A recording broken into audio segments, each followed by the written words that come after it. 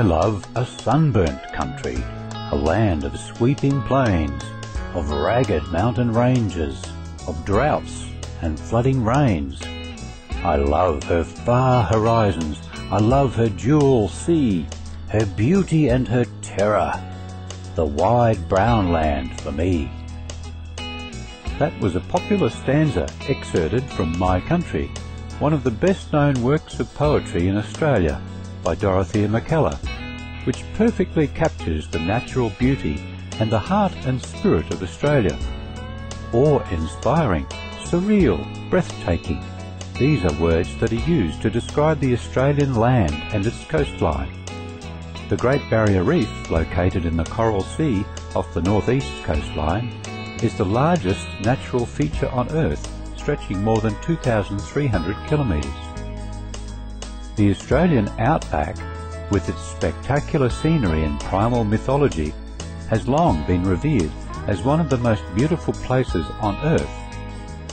Heading further inland to Australia's Red Centre, Ayers Rock or Uluru, a giant sandstone monolith, is a spectacular sight which changes colour according to the position of the sun. The massive rock domes date back 500 million years and are rich in indigenous artwork and lore. Australians have a warm, light-hearted and generous nature. Anywhere you go, you'll be greeted with a friendly, "G'day, mate." It's comforting to know that you have 20 million friends who will always be there if needed. And now, please join us on Words of Wisdom today for an insightful lecture entitled How Suffering Can Lead Us to Happiness, delivered by Supreme Master Ching Hai in Sydney, Australia on March 16, 1993. Supreme Master Ching Hai's lectures are not a complete meditation instruction. Please do not try alone. For free of charge guidance, please visit www.godsdirectcontact.org or contact any of our centres near you. If Allah, Buddha or Jesus were alive today, would they be greenies? Greenie is someone who is environmentally conscious, who doesn't want the planet. Understand.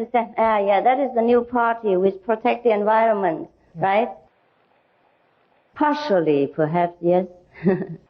You see, we should protect the greenery as much as possible for our own benefit. But we should not become a nature worshipper, whereby every tree is worth more than human being. Yes, trees are for human beings. So in case we need them, we should preserve them as much as our space, time, and the population allows. So in that case, probably Jesus and Allah, whoever, would vote for that. I'm also a nature preserver myself, and all our practitioners are not allowed to cut trees unnecessarily. But if necessary, we cut them in order to build in that space some better institution for other people. So we cannot always preserve nature without concerning humans' comfort. Yes, we better see to the situation where we should preserve and when and how much. As you said, enlightenment will cause us to ignore everything, such as wealth, illness, or a higher position in society. I agree with your point of view about ignoring wealth, but how about illness? We suffer every minute. Illness causes incredible pain and misery. How can we ignore that? We just do not feel so much suffer the way we did before enlightenment. That's all. We will tend to our body as much as we can. We give it as much comfort as it needed. And we give them medical care and all that. Should we have to suffer from illnesses, our patience, our enduring power increases. And therefore, the illness doesn't bother us much. I do not say we ignore it completely. It doesn't bother us that much. And even after enlightenment, many of our illness just disappear. It is not miracles. It is because our superpower self awaken and regulate some of the misconstructing part in our body and destroy it. So many people found themselves with no more cancer. And even though they were already put on the operating table and anesthetic needle were already admitted to them. But then the doctor found, to their amazement, that no more cancer is there. So he was pushed outside again. So we don't ignore the illness. Illness seems to ignore enlightened people. I have the need to be more spiritual towards all life. How do I react to the negativity around me? If we have a spiritual tendency, then we have more tolerance towards all things, including negative influences and also any negative outlook in life. We'll be more tolerant, more understanding, and also our positive self will radiate somewhat these healing energies, which correct somewhat the negative atmosphere. We don't need to do anything really. If we are truly spiritual, things will better themselves in some degree. And should that person come to us for advice or want to better himself, also, then we will be in a position to tell him what to do or suggest what to do. You said during the course of your talk that once we were perfect, but are not now. What circumstances led us to this situation? We are lost in the circus, you see, and we enjoy so much the circus that we forgot our home. If someone come and just tap us on the shoulder and say, oh, you don't belong here, you have enough now you're hungry, you're cold, you should not stick here, go home and then have some comfort. Dear Master, there is always a fear of the unknown. How can one be certain that the Guanyin method is the right one? Of course you don't know until you try. But as you see from our outlining principles, you can see that even if Guanyin method doesn't do you any good or you're not certain of the benefit of Guanyin method, one thing you can be certain, that it will do you no harm. No harm if you eat vegetarian diet, at least you're healthy. If you don't believe in any spiritual compassion at all, it's proved scientifically that vegetarian diet is healthy for you. And all the hospitals in the world are built for the meat eaters. You know that. Most of meat eaters are in the hospital anyhow. Okay, so one standpoint. And the so-called 5 precepts are to protect you from the uneasiness of mind. You should have only a very loving and one-pointed relationship. You do not take what doesn't belong to you, and you do not gambling, which cause misery to yourself and others and your family. You do not take alcohol and to make your mind, your vision blurred. And you do not take drugs, it's no good for you.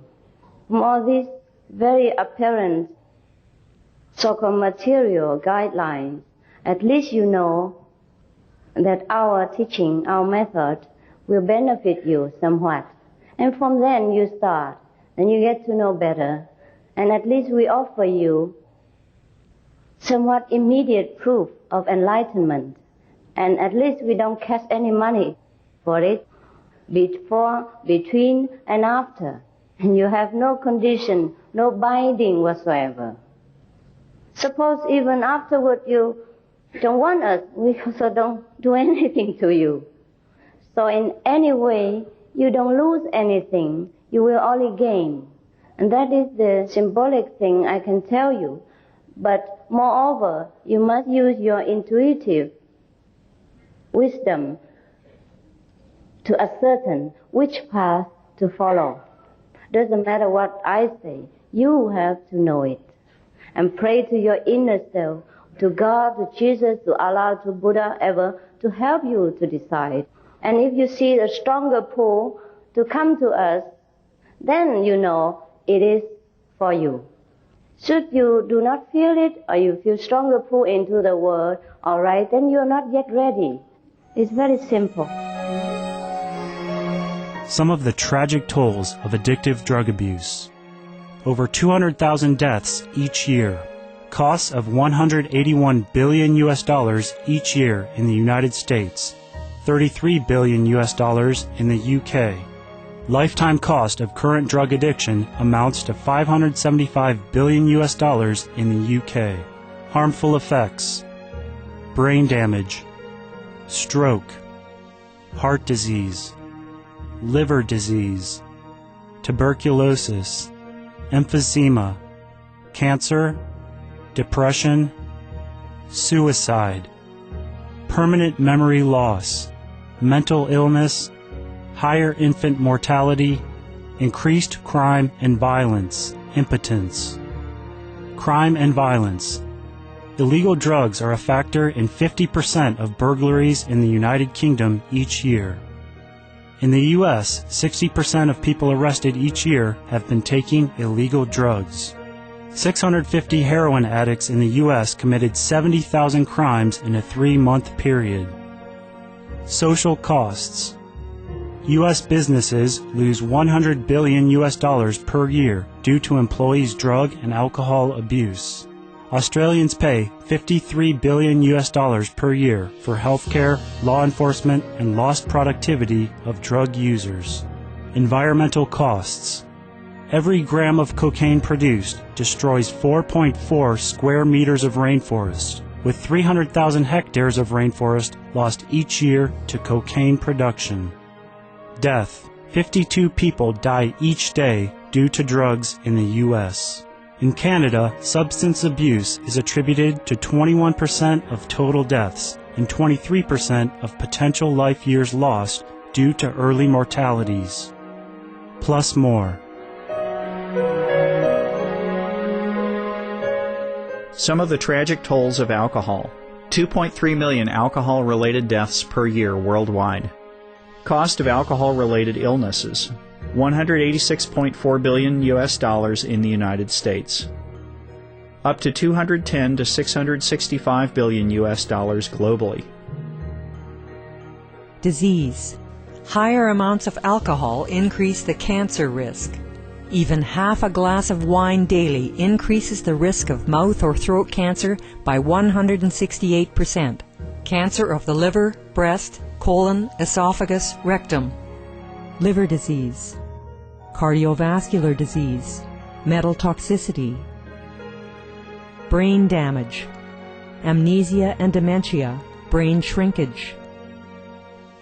Organ failure. Heart, liver, kidneys, stomach, pancreas, eyes. Birth defects. Children afflicted by anxiety and depression, mental retardation, fetal alcohol syndrome, stunted growth, facial deformity, sudden infant death syndrome, miscarriage. Alcohol-related violence. Child abuse, 50% of cases. Violence toward loved ones, 30% of cases. Violent acts, 40 to 80% of cases. Suicides, 20 to 50% of cases. Plus more. Some of the tragic tolls of tobacco. 5.4 million smoking-related deaths per year worldwide. Cost of smoking-related illnesses, $96 billion in the United States alone. Light and mild cigarettes just as harmful. Causes cancer and diseases in animal companions. Speeds the aging process. Toxic residues of third-hand smoke. Heart disease, coronary thrombosis, cerebral thrombosis, kidney failure.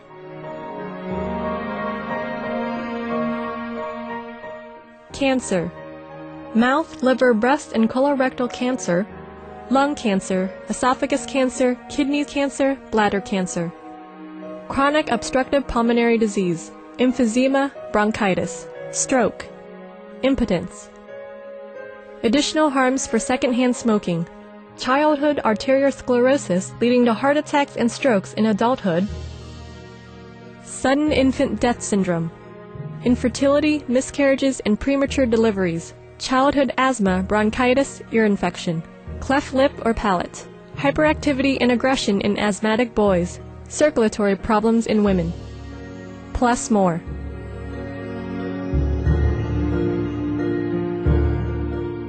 For more urgent information, please visit www.suprememastertv.com/killers. Are you connected with the Great White Brotherhood? The White Brotherhood is originally denoted those who are highly advanced beings. And of course, probably in that sense, then I also belong there. But we belong to the Almighty, belong to ourselves. That is the surest. That's the only certain answer I can give you. We belong to a group of making you yourself better, making you become a master, a wise brother, even if you are black. Okay? Your students seem to worship you a lot and consider you like a god, a supreme being. Do you have any comments on their worshipping attitude towards you? I have no comment.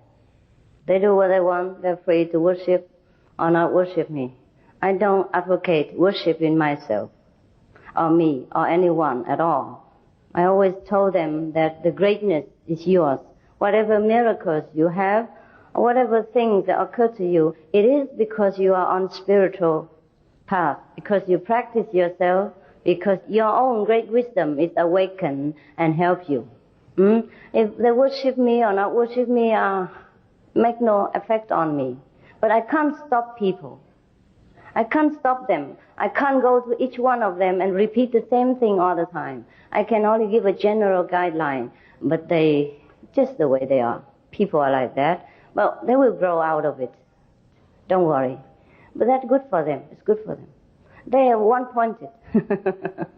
I do them no harm. And if they remember me, it's better than they remember the devil. What do you think of sex? If you condemn sex, then you must condemn mud. But do not forget, a lotus flower comes out of mud. You repeat what somebody else is saying. If it's from you, I still accept it. But you repeat it from another so-called master. Is that right? I never condemn sex, do I? Did I in any lecture or in my lecture condemn sex? So, I guess you want to air your view. But it's not your view, it's somebody else's view. So it's better you get enlightened yourself and have your comments on sex.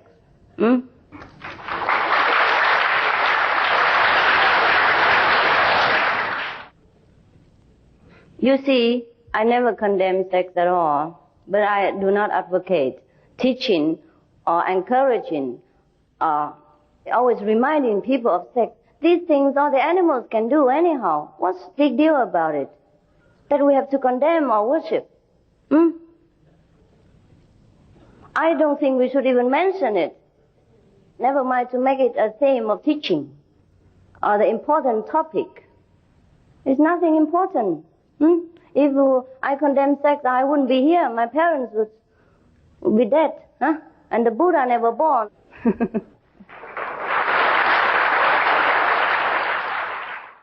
How do you learn to love yourself? Do we need to learn this? After enlightenment, we know that we are all right. That's all I can tell you. It's all right, the way I am. I don't know if I love myself or not. I just know I'm all right. I'm okay. Just a question from the book. sample booklet that I have, page 40, just a query. Never in the Bible have I found a sentence which says, animals are your food. Well, reading from the Bible, Matthew chapter 15, verse 17, Jesus said, are ye also yet without understanding? Do you not understand that whatever goes into the mouth goes into the belly and is cast out into the draught? But those things which proceed from the mouth come from the heart, and they defile the man. It's not what goes in that makes the man unclean, but what comes from his heart. And the other quick reference I'd like to turn to is from the book of Acts, which I'm sure you're familiar with. Peter, as you know, one of Jesus' greatest disciples, he said that he went into a trance and he became hungry and would have eaten. And he saw heaven opened and a certain vessel descending unto him, as it had been a great sheet knit at the four corners and let down to the earth, wherein were all manner of four-footed beasts of the earth, and wild beasts, and creeping things, and fowls of the air. And there came a voice to him, Rise, Peter, kill and eat. But Peter said, Not so, Lord, for I have never eaten anything that is common or unclean. And the voice spoke to him again the second time, What God hath cleansed, call not thou uncommon. Thank you. Yes, thank you, sir. In the first paragraph that you read in Matthew, it didn't mention meat at all. Probably Jesus at that time mentioned that because some of the people are so attached to whether eating pig or not eating pig. And certain food that they don't eat, but other food they can eat. So probably Jesus mentioned that. But he didn't say meat at all.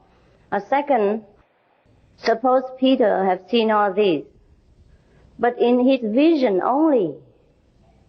And whatever God created with God's power through a visionary revelation, it is not real. It's not the fleshly, material flesh that God has wanted him to eat.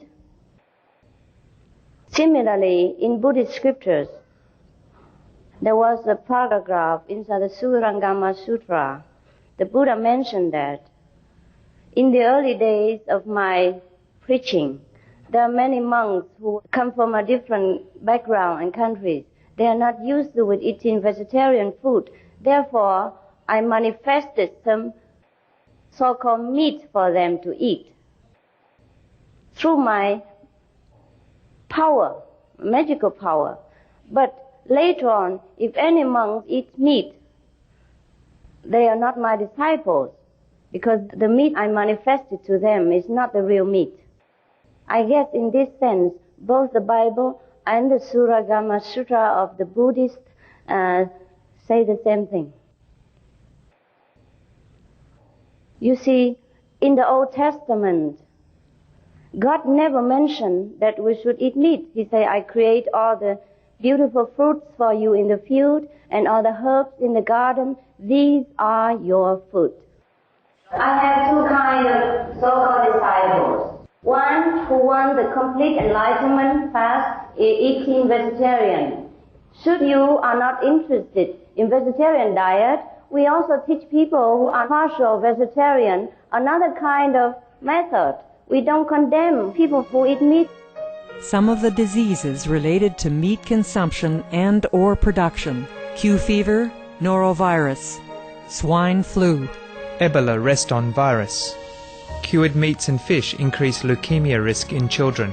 Antibiotic-resistant superbug infections from a strain of Staphylococcus aureus.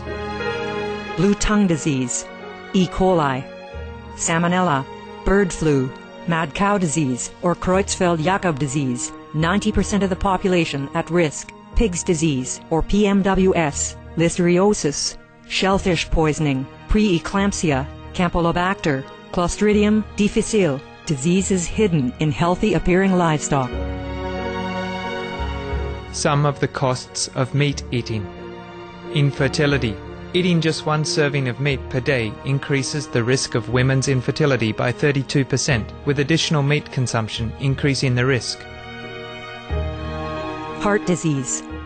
Over 17 million lives lost globally each year. Cost of cardiovascular disease is at least $1 trillion a year. Cancer. Colon rectal cancer. Over 1 million new colon cancer patients diagnosed each year. More than 600,000 colon cancer-related mortalities annually. In the United States alone, colon cancer treatment costs about $6.5 billion. Millions of people are newly diagnosed with other meat-related cancers every year. Diabetes. 246 million people are affected worldwide.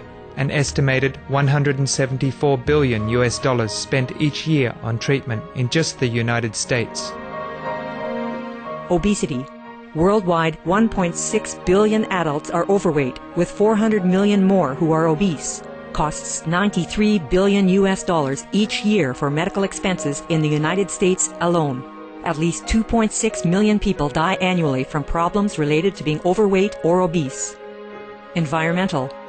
Use up to 70% of clean water. Pollute most of the water bodies. Deforest the lungs of the earth. Uses up to 43% of the world's cereal. Uses up to 85% of the world's soy. Cause world hunger and wars. 80% cause of global warming. Plus more. Some of the costs of milk consumption. Cowpox from milking cows. Bacterial microbes, pesticides, and enzymes found in cheese derived from the inner stomach linings of other animals. Up to 80% of the calories in cheese are from pure fat. Breast, prostate, and testicular cancer from hormones present in milk. Listeria and Crohn's disease. Hormones in saturated fat leads to osteoporosis, obesity, diabetes, and heart disease. Linked to higher incidences of multiple sclerosis. Classified as a major allergen. Lactose intolerance. Plus more. For more urgent information, please visit www.suprememastertv.com/killers. In the Buddhist Sutra, a Buddha said, if you use the sound and the light to see me, you can't see the Buddha. But in your book, you said about the light and sound. Please tell me what difference between the light, the sound, in the Buddhist Sutra and your teaching. The Buddha didn't say the light and the sound. The Buddha said if you use the apparent form, the phenomena form to worship me, or worship my phenomena form, then you could not see the Buddha. It means you could not see the Buddha nature. But he did not mean the light and sound, which is invisible to the eyes and inaudible to the flesh ear. That's the difference. These are transcendental light and sound, which will help you get wiser and more peaceful and more loving. The Buddha means if we cling to the ordinary form of the Buddha, doesn't matter how he appears on earth, or we cling to kind of idol worship, then we could never find our own Buddha nature. It doesn't mean this light and sound. Dear Master, do you think the God discrimination human or not? If yes, why do God not give everybody the same skin color, the same hair, same languages? Human will not meet any problem about language, and any discrimination on skin color maybe lead to the war and violence. Please explain this for me. God does give whatever you have just mentioned to us, but we have chosen to be in this dual state because we like it. Should you want to be equal again, and each one look the same again in glory and beauty, then please join the heavenly hierarchy.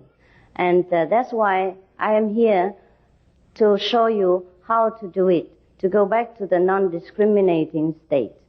You have the choice either to be here in this colorful dimension or to go into the dimension where is no discrimination between the sexes, between the hate, between the rich and poor, and the color of the skin, etc. You see why God gave us so much of this so-called color? Because He's very loving. Because we want whatever we want, we get it. Yeah. He also gives us other choice. Therefore, we have many choices. That's why He gives us also this kind of word and also many other kinds of words. Like Jesus mentioned, in my Father's house, there are many mansions. So if you don't like this word the way it is, it's all right. You come to the other word, and we know the way. We can guide you. Okay. And those who do not like to go to the other world, it's all right the way you are. You stay here and do what you want. Therefore, we don't force people to follow us at all. We just offer the opportunity for those, just like you, who want to go into that kind of dimension. Yeah, every word, every place has its regulation and rules. So if you want to abide by that rules and regulation, then you stay in that place. If not, there are other kind of regular and rules for yourself. For example, the Vietnamese or the Chinese who immigrate to Australia, even though they still so-called Chinese or Vietnamese, they have to abide by the rule of Australian government, whether they like it or not. They should never bother to ask why driving on the left side and not the right side. In my country, I always ride the right side. Why so complicated to ride on the left side? So that's the way it is. If you want to be in Australia, you just do it, make it simple. Right? Please tell me, the Buddha sound is the sound of the music or the word or the voice? This is like musical. Seems like, but it's not exactly like the music of our world. It's indescribable. It has indescribable effect on us. It's a symbol of the inner wisdom. And the more we hear it, the better we become and wiser we become. Not the voice, not the spoken word. Sometimes it can be, but it's not generally. We want a good result in meditation. Do you think we need to receive initiation from a real master for protection and introduction? If we haven't received the initiation and we meditate, what happens? You see, you have heard many people that had trouble when they tried to meditate alone without an experienced guide. It is a little bit adventuresome. But if you can do it alone, it's all right. You'll find enlightenment if you can do it alone. Just that in the general, it's better to have a teacher. Just like you learn English with a teacher, or you learn playing Kung Fu with a teacher. It's safer, quicker, and save a lot of time, and also save you a lot of unnecessary mistakes and downfall. I have read through your book and your lecture, and we recognize that you didn't discriminate between this religion to another one. You always get some of the word from teachers, from Buddha and another real master. Can you tell me your religion you are using now is make a good relation between some of religion or not? I do not advocate a particular religion anywhere because we have enough religions. And if a Buddhist should adhere strictly to the Buddhist rules and scriptures, he's a good Buddhist already. If a Christian truly live according to the commandments, then he's a good Christian already. So I have no intention, and also not necessary for me to advocate that you should follow Christian or Buddhist. We have enough churches and temples who teach people to be Buddhist or Catholic or Christian. But we help the Buddhists to get in touch with the Buddha nature, help the Christian to know the kingdom of God, should they desire to know. Should they desire to know. It's only an offering, an offer only, and no condition, no force, no money between, before and after, no binding involved. And no religious background or meditational experience are required. Absolutely unconditional. If I belong to one religion, such as a Buddhist or Catholic, today I want to receive initiation from you. Do I need to leave my religion? No, you don't need to leave your religion. I told you already. You can go to the church every Sunday or every day. I just teach you how to talk to God directly in your church, if you wish to. Dear Master, I don't believe any religion, but I have done a good job to everybody, and I try to make our neighbor happy, also to my father too. So, if we die, can we go to the heaven? Sure you can. Sure you can. This kind of person or the religions teach us to be. Surely you'll be in heaven. But how long it lasts, I cannot assure you. Because your merit is also limited. Yeah? Because if you're good to one father, maybe in 70 years, then maybe you have 70 years of heaven. And later on, probably we have to go back again and do other merits. But if we are truly enlightened and get direct contact with God while here, then we can ask for anything. And then we don't have to go back again if we don't desire to go back. See, I thank you for all your love and your excitement and all your questions. You love because you recognize I'm yourself. You are excited because you care. You care about my lecture and what I say. Thank you both. Yeah, I see you around.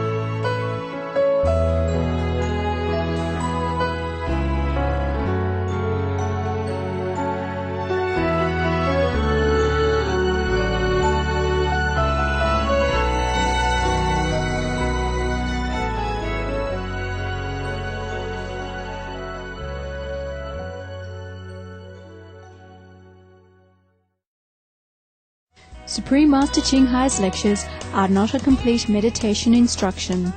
Please do not try alone. For free of charge guidance, please visit www.godsdirectcontact.org or contact any of our centres near you. Thank you for joining us for today's episode of Words of Wisdom. Golden Age technology is coming up next on Supreme Master Television. Please stay tuned. May your life be graced abundantly with God's boundless love and blessings.